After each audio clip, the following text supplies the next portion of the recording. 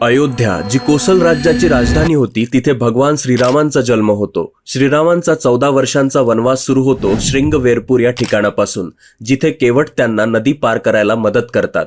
पुढे प्रयागराज येथे महर्षी वाल्मिकी व ऋषी भारद्वाज यांच्याशी त्यांची भेट होते।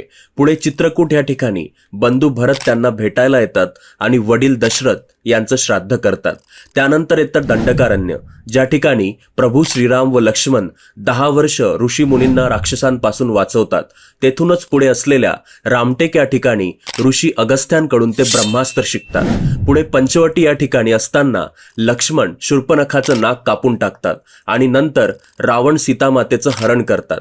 जटायू रावणासोबत युद्ध करतो, पण त्यात त्याला रावण मारून टाकतो। पुढे प्रभू श्रीराम व लक्ष्मण सीतामातेच्या शोधात निघतात आणि वाटेत त्यांना महाबली हनुमान भेटतात आणि तिथेच पुढे श्रीराम सुग्रीवाला बालीचा वध करायला मदत करतात।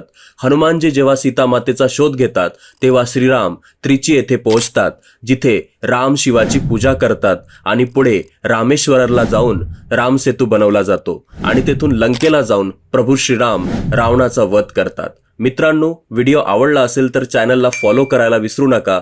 जय श्रीराम।